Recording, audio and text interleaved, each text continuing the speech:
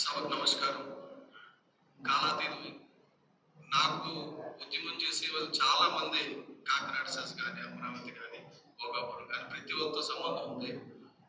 నేను జాతీయ స్థాయిలో, అంతర్జాతీయ స్థాయిలో పర్యావరణ పరిరక్షకులతో ఉన్న పరిచయం, అలాగే పవన్ గారితో నాకున్న అనుబంధం. ఎందుకంటే ఆయన చిన్న వయసులోనే ఇదంతా గమనించి, ఇప్పుడు నేను చెప్తున్నా టైం వేస్ట్ చేసినట్టు. ఎందుకంటే మన బాధలన్నీ తెలిసి అది సాల్వ్ చేయడానికి ఆయన రోడ్డు మీదకి వచ్చారు. ఇవాళ ఆనెస్ట్గా చెప్తున్నా. ఎందుకంటే చాలా మందికి ఆయనకి ఏం తెలియదు, మనం వెళ్ళి చెప్పాలనుకుంటారు. మనం అడిగేదానికంటే మనం చెప్పేదానికంటే 10 రెట్లు ఎక్కువ నాలెడ్జ్ ఆయన దగ్గర ఉందని తెలిసి ఏమైనా మెసేజ్ ఉంటే పంపిస్తారా? రాత్రి 1 గంటకి ఆయన ఆన్లైన్లో ఉంటారు, తెల్లవారుజామున 5 గంటలకు ఆన్లైన్లో ఉంటారు. ఎప్పుడు పడుకుంటున్నారు? ఇంత మేధావి, ఇంత పెద్ద ఆయన అసలు నిద్ర ఎప్పుడు పోతున్నాడు? నా భయం అంతా ఏంటంటే ఈయన ఆరోగ్యంగా లేకపోతే సమాజం ఆరోగ్యంగా ఉండలేదండి. నేను చెప్తున్నాను నిజంగా. ఈయన ఆరోగ్యం గురించి మనం ప్రార్థనలు చేయాలి తప్ప ఈయన వచ్చిన తర్వాత ఇంకా ఆపే అధికారం ఎవరికి లేదు. నాకు తెలిసింది ఏంటంటే ఈ బైబిల్ కాన్స్టిట్యూషన్ ఆఫ్ ఇండియా అనేది జస్టిస్ గోపాల్ గౌడ్ గారు నాకు ఇచ్చారు. ఎవరి దగ్గర నుంచి అంగుళంబం కూడా వాడి సమ్మతి లేకుండా తీసుకోవడానికి అధికారం కాన్స్టిట్యూషన్ ఆఫ్ ఇండియా ఇవ్వలేదు. దీంట్లో 300A అని ఒకటి ఉంది. దాని ప్రకారం ఏంటంటే ట్రాన్స్ఫర్ ఆఫ్ ప్రాపర్టీ, మీకున్న ఆస్తి మీది, దానికి ట్రాన్స్ఫర్ ఆఫ్ ప్రాపర్టీ కావాలంటే మీ అనుమతి కావాలి. మీ అనుమతి లేకుండా ఏ చట్టం చేయడానికి ఏ కేంద్ర ప్రభుత్వానికి, రాష్ట్ర ప్రభుత్వానికి అధికారం ఇవ్వకుండా ఇందులో నిర్బంధించారు. దీన్ని మనం తెలియకుండా, దీన్ని చూడకుండా కొంతమంది స్వార్థపరులైన ఐఏఎస్ ఆఫీసర్స్, కొంతమంది ఐఏఎస్ ఆఫీసర్స్ ఉన్నారు ఇక్కడ. శ్రీకాంత్ అని ఒక అతను శ్రీకాకుళంలో పచ్చని పంట పువ్వుల్ని బీడు పువ్వులుగా వర్ణించి ఏం చేశారంటే అక్కడ ఇండస్ట్రీ రావడానికి దోహదం చేశారు, పంట పువ్వులు నాశనం చేసి. ఆయనకి చంద్రబాబు నాయుడు గారు ఇచ్చిన ప్రమోషన్ ఏంటంటే ఏపీసీఆర్డీఏ కమిషనర్ గా ఆయన పెట్టారు. ఏపీసీఆర్డీఏలో ఎందుకు మీకు ఎక్విజిషన్ అవుతుందండి ఈ రోజు? అవన్నీ కూడా బీడు భూములుగా డిక్లేర్ చేశారు. ఎవరు డిక్లేర్ చేశారు? సిఆర్డీఏ కమిషనర్ డిక్లేర్ చేశారు. బీడు భూములు తీసుకుంటున్నాం. చంద్రబాబు నాయుడు గారికి ఉన్న పెద్ద అడ్వైజర్ ఢిల్లీలో సుప్రీంకోర్టుకి సంబంధించిన అడ్వైజర్ ఏం చెప్పారంటే ఒక 2 సంవత్సరాలు పడుతుంది చంద్రబాబు నాయుడు గారు ఈ కేసు సుప్రీంకోర్టుకు వచ్చేసరికి. అప్పుడు వచ్చేటప్పటికి అక్కడ పంట భూములు కనబడకూడదు, ఈ పని మీరు చేయండి, మీ పథకం అమలు అయిపోతుందని చెప్పారు. కాబట్టి ఏం చేశారంటే ఎక్వైర్ చేయకుండా పవర్ కనెక్షన్స్ కట్ చేసేసి, మీ అనుమతి లేకుండా, చట్ట అనుమతి లేదు, 2013 చట్టం అనుమతి లేదు, మీకు 2013 అమెండ్మెంట్ గురించి మాట్లాడుతున్నారు. 2013 అనుమతి లేదు, కాన్స్టిట్యూషన్ అనుమతి లేదు, ఏపీసీఆర్డీఏ చట్టబద్ధత లేదు. ఏపీసీఆర్డీఏ చట్టబద్ధత ఎందుకు లేదంటే ఏదైనా ఒక మెట్రోపాలిటన్ ప్లాన్ అప్రూవ్ చేయాలంటే డిస్ట్రిక్ట్ ప్లానింగ్ కమిటీ ఉంటుంది. ఆ కమిటీలో సీఎం భాగస్వామ్యం ఉండదు. అలాగే మెట్రోపాలిటన్ కావాలంటే దానికి ఒక యాక్ట్ ఉంది, 243ZD అనే DE అని. ఈ రెండింటి ప్రకారంగా ఏదైనా అమలు కావాలంటే 2/3 ఆఫ్ పీపుల్ మీ అనుమతి, 3/200 మీ అనుమతి కావాలి. సెంట్రల్ గవర్నమెంట్ అనుమతి కావాలి. స్టేట్ గవర్నమెంట్ మనుషులకు ఉండొచ్చు, కానీ మీ అనుమతి లేకుండా ఏది జరగడానికి లేదు. గ్రామ సభ, ఈ రాజ్యాంగం ప్రకారంగా గ్రామ సభే అత్యున్నతమైన సభ. లోక్సభ కంట, ఆ పార్లమెంట్ కంట, అసెంబ్లీ కంట పెద్దది మీ గ్రామ సభ. ఆ సంగతి మీరు తెలుసుకోకుండా మీరు భయపడి మీ భూములు ఇచ్చేసి మీ చేతితో మీరు ఉరేసుకొని ప్రభుత్వం ఏం చెప్తుందంటే ఆఖరి చేసి స్వచ్ఛందంగా ఇచ్చారు. చంద్రబాబు నాయుడు గారు చెప్తున్నారు స్వచ్ఛందంగా ఇచ్చారండి. మేము వెళ్ళాం, మా మీద అటాక్ జరిగింది. ఆవిడ చూశారు ఒక witness. Water man of India తీసుకెళ్తే నేను డ్రైవ్ చేస్తున్నాను జీప్, నా పక్కనే వాటర్ మ్యాన్ ఆఫ్ ఇండియా కూర్చున్నారు, వెనకతల విక్రమ్ స్వామి కూర్చున్నారు, పక్కన గాంధీ గారు కూర్చున్నారు, ముందున ఒక పైలట్, వెనకతల ఒక ఎస్కార్ట్ పైలట్. మా మీద దాడి జరిగింది. దాడి జరిగిందని మేము కంప్లైంట్ ఇస్తే హ్యూమన్ రైట్స్ కమిషన్ యాక్సెప్ట్ చేయలేదు, డీజీపీ యాక్సెప్ట్ చేయలేదు, పోలీస్ యాక్సెప్ట్ చేయలేదు. గాంధీ గారు కూతురు తీసుకెళ్లి స్టేషన్లో పెట్టి మీరు కంప్లైంట్ ఇచ్చే పెద్ద అయ్యారా సీఎం మీద, ఇది సీఎం ప్రాజెక్ట్, మీరు అడగడానికి వీల్లేదు. ఎవడు సీఎం అండి? ప్రజల సీఎం, ఇంకెవడు సీఎం కాదు. దయచేసి మీరు ప్రజలు కాపాడండి. మీకు ఈ కాన్స్టిట్యూషన్ ఆఫ్ ఇండియా బుక్ ఇస్తున్నా. ఇంకొకటి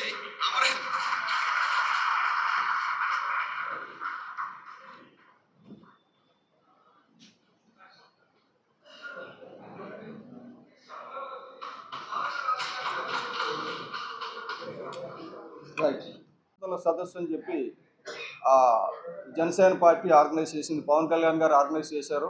అందులో ఆయన చెప్పింది ఏంటంటే ప్రజలందరికీ ఎవరికైనా ఏదైనా అక్రమం అన్యాయం జరిగితే మా జనసేన పార్టీ పర్యావరణ ప్రధాన కార్యదర్శి ఉన్నారు బొలిశెట్టి సత్య గారు, ఆయన దృష్టికి తీసుకురండి, తప్పకుండా మీకు న్యాయం జరుగుతుంది.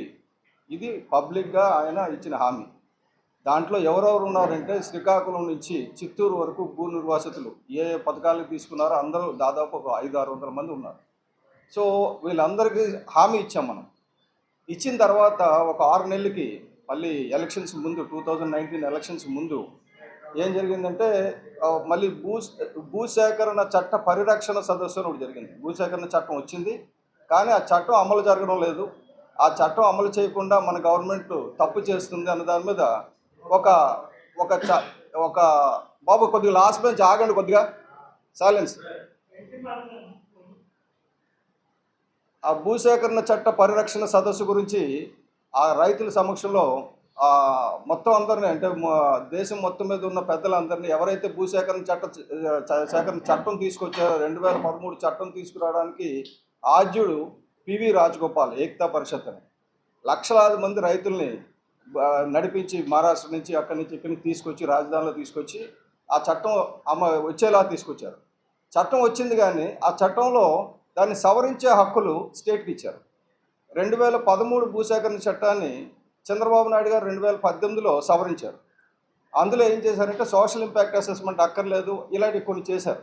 కానీ ఏం చేసినా కూడా కేంద్రం ఒకసారి చట్టం చేస్తే దానికంటే మెరుగైందిగా ఉండాలి, కానీ రాష్ట్ర చట్టం దానికంటే వీక్గా ఉండకూడదు, ప్రజలకు వ్యతిరేకంగా ఉండకూడదు. ఇది సుప్రీంకోర్టు జడ్జిమెంట్లు ఉన్నాయి. కాబట్టి చంద్రబాబు నాయుడు గారు ఏం చేద్దాం అనుకున్నా కూడా 2013 చట్టానికన్నా మెరుగైన పని చేయాలని చెప్ప దాన్ని తుంగలో తొక్కడానికి అవ్వదు.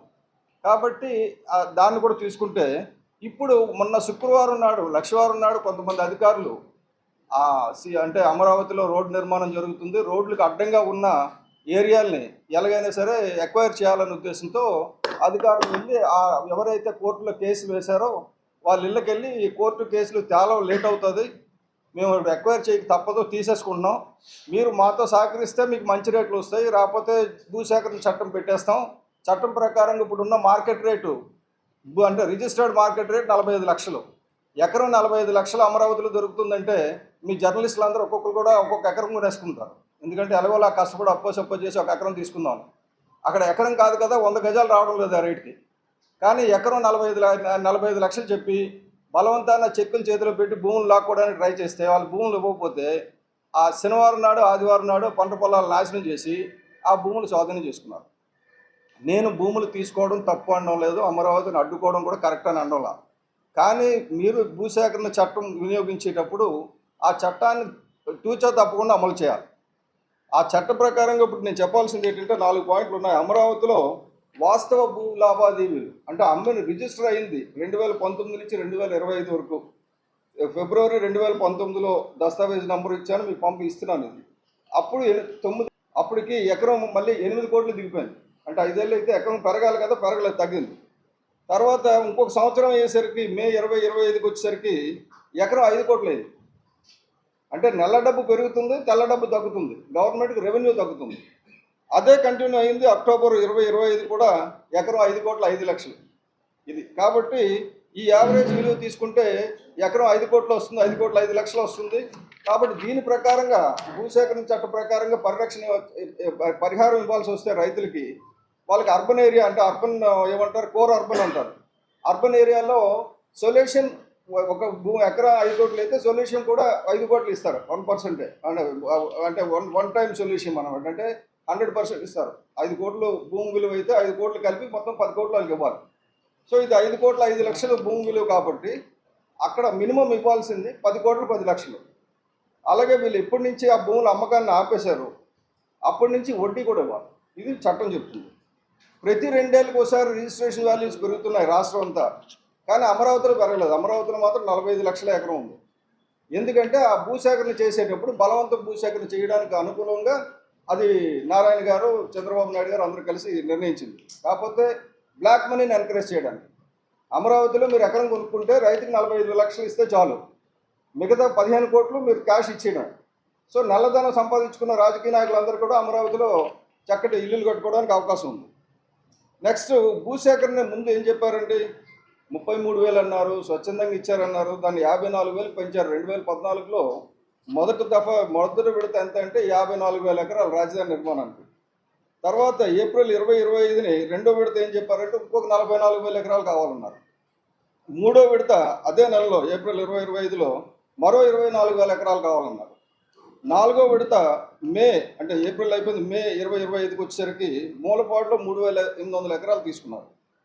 సో ఐదో విడత ఎంత కావాలో చెప్పలేదు, కానీ మనం అవుటర్ రింగ్ రోడ్ ఉంది కాబట్టి దానికి 25,000 ఎకరాలు కావాలి, మొత్తం మీద 150,000 ఎకరాలు అవుతుందని ఆయన చెప్తే, లేదు 175,000 ఎకరాలు అవుతుందని చెప్పి మన మినిస్టర్ నారాయణ గారు చెప్తారు. సో ఇది ఏ బేసిస్లో ఈ 33,000 ఎకరాల నుంచి 175,000 ఎకరాలకు ఎందుకు వెళ్తుంది, ఎవరి గురించి వెళ్తుంది, అది ప్రజల గురించా లేకపోతే మీ రియల్ ఎస్టేట్ బిజినెస్ గురించా అని నేను ప్రశ్నిస్తున్నాను. అలాగే సోషల్ ఇంపాక్ట్ అసెస్మెంట్ లేకుండా యుద్ధ ప్రాతిపదికనే ఆ భూసేకరణ అన్నది అది చట్టం ఒప్పుకోదండి. ఎందుకంటే ఒకే సర్వే నెంబర్లో రకరకాల నోటిఫికేషన్స్ ఇచ్చేస్తున్నారు, అర్ధరాత్రి ఇచ్చేస్తున్నారు, అది కూడా శుక్రవారం నాడు రాత్రి ఇస్తున్నారు, ఆ రాత్రే పోస్ట్ చేసామంటున్నారు, శనివారం నాడు ఇంటికి వెళ్ళిపోతున్నారు, నోటిఫికేషన్ ఇచ్చాం కాబట్టి మీకు చూడు గొడవ అయిపోతుంది, మీకు ఇబ్బంది పడతారు, ఎలాగైనా సరే సేకరణకి ఇచ్చేయండి, భూసేకరణకి ఇచ్చేయండి, బలవంతపు భూసేకరణ చేస్తున్నారు, అది తప్పండి. అలాగే ఎన్జిటి కూడా ఏమంటే 13,000 ఎకరాలు అక్కడ ఫ్లడ్ ప్లైన్స్ ఉన్నాయి, దాన్ని నాశనం చేయొద్దు, దుర్వినియోగం చేయొద్దు, అక్కడ కన్స్ట్రక్షన్స్ ఏం చేయడానికి కాదు, అది నీటి అవసరాలకి కూరగాయలకి పాలకి పనికొస్తుందని చెప్పారు. సో అవన్నీ వదిలేసాడు. నెక్స్ట్ నదులు ఉన్నాయి, వాగు పక్కనే భూసేకరణ చేస్తున్నారు. వాగు పక్కన ఒక పక్కనే మనవాడిది ఉంటే అటుపక్క వదిలేస్తున్నారు, భూసేకరణ అవతల వైపు చేస్తున్నారు. కానీ చట్టం ఏం చెప్తుందంటే వాగు తాలూకా మ్యాండరెన్స్ని మార్చొద్దు అని. ఎప్పుడైతే నదిని ఆకృతి మార్చొద్దు అని చెప్తారో రెండు వైపులో భూసేకరణ ఒకలాగా జరగాల. వాగుకు ఒకవైపు భూసేకరణ మన ఇష్టం, రెండో వైపు భూసేకరణ నా ఇష్టం అంటే కుదరదు, అది అది ఎన్జిటి ఉల్లంఘన అవుతుంది. కాబట్టి ఇదివరకు 2018-19 బిగినింగ్లో భూసేకరణ చట్ట పరిరక్షణ సదస్సు అని చెప్పి పవన్ కళ్యాణ్ గారు కూడా మాట్లాడారు. దేశంలో ఉన్న మేధావులు అందరూ వచ్చారు, గోపాల్ గౌడ్ గారు వచ్చారు, చాలా పెద్ద పెద్ద వాళ్ళు అందరూ వచ్చారు, మా విక్రమ్ సోని గారు లేరు, చనిపోయారు, అర్బన్ స్పెషలిస్టులు అందరూ వచ్చారు. మాకినేడి బసవపున్నయ్య ఆడిటోరియంలో ఇదివరకు చేసాం. అప్పుడు చెప్పాం బలవంతం భూసేకరణ కరెక్ట్ కాదని చెప్పి పవన్ కళ్యాణ్ గారు కూడా చంద్రబాబు నాయుడు గారు చెప్పడం జరిగింది, దాని తర్వాత కూడా చెప్పడం జరిగింది. మొత్తం ఆ సదస్సు అంతా కలిసి తీర్మానించింది ఏంటంటే భూసేకరణ చట్టాన్ని పరిరక్షించాలి అని. సో అటువంటి సదస్సు మీరు కానీ ఇటువంటి పనులు చేస్తే అటువంటి సదస్సు మళ్ళీ నేను కండక్ట్ చేస్తాను, విజయవాడలోనే కండక్ట్ చేస్తాము, అందరినీ పిలుస్తాం, పవన్ కళ్యాణ్ గారిని కూడా పిలుస్తాం. అప్పుడు చెప్పింది ఏం చెప్తారో అదే ఇప్పుడు చెప్తారా, రాకపోతే ఇప్పుడు ఏమైనా పద్ధతి మారిందా అనేది కూడా పవన్ కళ్యాణ్ గారు కూడా ప్రజలకు తెలియజేయాల్సి ఉంటుంది. ఎందుకంటే మనం కూటమిలో ఉన్నాం కదా, ఉరి తీసినా పర్వాలేదంటే కుదరదండి. తప్పు ఎవరు చేసినా తప్పే, అది కూటమిలో ఉన్నది చేసినా తప్పే, పైన చేసినా తప్పే. పవన్ నాయుడు గారు అప్పుడు చేసింది తప్పు అయితే ఇప్పుడు తప్పు అవుతుంది, అదే పని చేస్తున్నారు, అంతకంటే ఘోరంగా చేస్తున్నారు. కాబట్టి మనం ఉన్నది చట్టపరంగా వ్యవహారం చేయడానికి, అంతేగాని ఇష్టం వచ్చినట్టు చేయడానికి కాదు. అలాగే నిన్నే న్యూయార్క్లో గవర్నర్ కేతే హోచల్ అని ఆవిడ 50 మెగావాట్లు దాటిన డేటా సెంటర్స్ కట్టడానికి వీల్లేదని, 50 మెగావాట్లు. మనం ఇక్కడ 6,000 మెగావాట్లకు పర్మిషన్ ఇస్తున్నాం. న్యూయార్క్లో ఒక గవర్నర్ 50 మెగావాట్లు దాటడానికి వీల్లేదు, 20 మెగావాట్లు దాటిన డేటా సెంటర్ ఏదైనా ఉంటే కఠినమైన నిబంధనలు, పర్యావరణ నిబంధనలు అమలు చేయాలని చెప్పి నిన్న న్యూయార్క్లో చెప్పారు. మరి మన మేధావులకు ఎంతవరకు అర్థమవుతుందో నాకు తెలియదు. కానీ సో నేను మీ ద్వారా చెప్పేది ఏంటంటే ఈ బలవంత భూసేకరణ చేసి, అలాగే రాజధానిలో మా లెక్క ప్రకారంగా 45 లక్షలే ఉంది, ప్రభుత్వ లెక్క ప్రకారంగా మీకు ₹1,00,00,000 ఇచ్చి భూమి తీసుకుంటామంటే మాత్రం ఎట్టి పరిస్థితుల్లో చంద్రబాబు నాయుడు గారు కాదు కదా, మొత్తం రాష్ట్రం అంతా వచ్చి నిలబడిన సరే దానికి వ్యతిరేకంగా పోరాడతాం. అది డెఫినెట్గా 100% తప్పు, చట్ట విరుద్ధం. Thank you.